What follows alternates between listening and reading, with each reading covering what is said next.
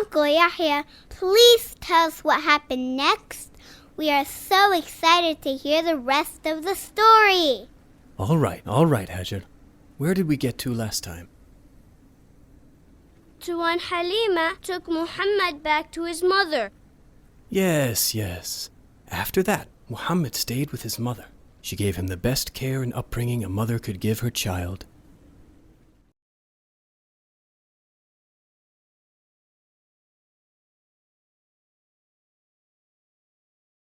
And when he was 6, she went with him to Medina, at the time called Yathrib. She wanted him to visit his uncles, her brothers, as well as the grave of his father Abdullah. Muhammad's grandfather, Abdul Muttalib, accompanied them on that journey, along with Ayman, Amin's maidservant. And on their way back to Mecca, something happened that no one expected.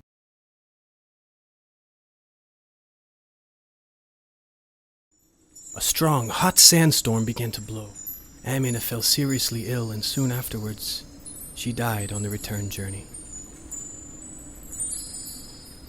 It was his grandfather, Abdul Muttalib, who looked after Muhammad for 2 years after Amina's death. And then his caring grandfather died too. The Prophet was very sad to lose him. Now Muhammad's uncle from his father's side, Abu Talib, cared for him with love and compassion. Come here, my dear nephew, come here. I will take care of you like one of my own children.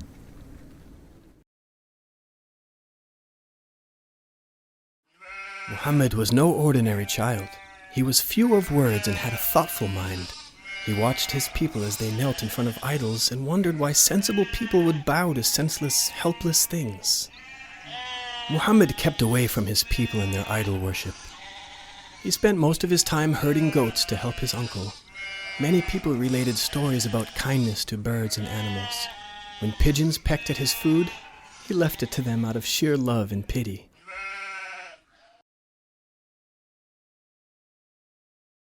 He was a shepherd until the age of 13. Then his uncle took him on a camel caravan on a trading journey to Damascus. And here another strange thing happened.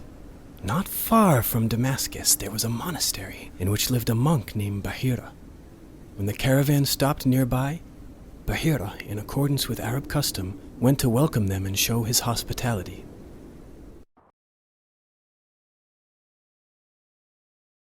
Tell me, Abu Talib, who is that lad sitting over there all alone? He is my son. He cannot be. Unless I am wrong, the signs I can read on his face tell me that his father is not among the living. Really? How do you know? Truth be told, he is my nephew. His father died before his mother gave birth to him. I am bringing him up now like one of my children. Listen, Abu Talib. I see in this boy the signs of a would-be prophet, and now having talked to him, I believe I am right. A prophet? When you emerged at the corner of the Gulf of Aqaba, the whole land began to bow. Trees and stones bowed, and they never bow except to a prophet. There is yet another sign that marks him as a prophet, the seal of prophecy on his shoulder, just as our scriptures tell. Are you speaking sense, Bahira? Yes, go back home, look after him, and don't bring him back to Damascus. A great destiny awaits your nephew. These words made Abu Talib fear for Muhammad, and he sent him back to Mecca. For the rest of his life, Abu Talib took the utmost care of his beloved nephew and stood by him at all times.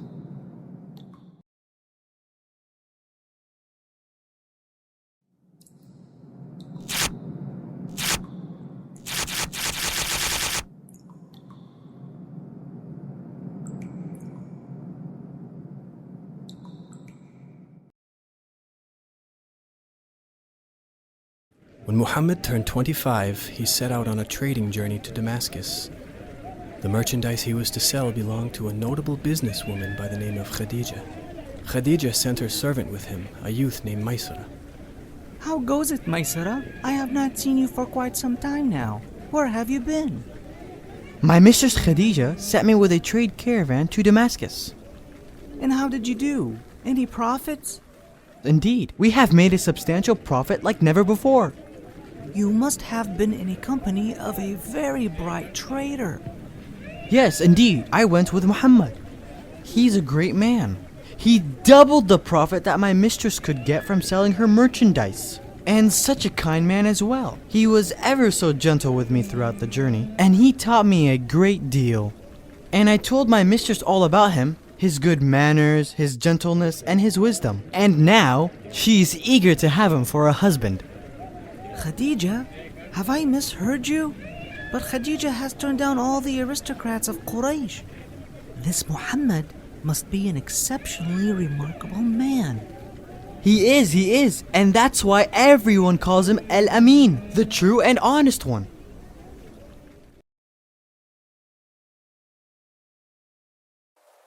After the trading journey to Damascus, Muhammad continued to engage in deep meditation and looking up at the sky until he discovered a cave near Mecca called Hira.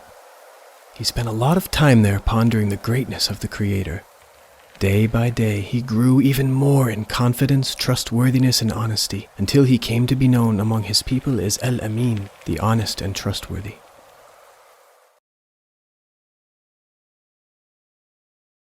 This is all interesting, Uncle Yahya. But what was the Prophet's city like? Please tell us about Mecca. What was it like then, and what sort of people lived there? Yes, I will. Tomorrow, insha'Allah. As I have to leave now, tomorrow you will hear about Mecca before Islam. How about we wait for you until you come back, Uncle Yahya? No, you have had enough of me today, Anas. All of you come tomorrow, and we will continue the story of God's chosen one, the Prophet Muhammad. May Allah's peace and blessings be upon him. All right, until tomorrow, inshallah. See you tomorrow, Uncle Yahya. Goodbye, children.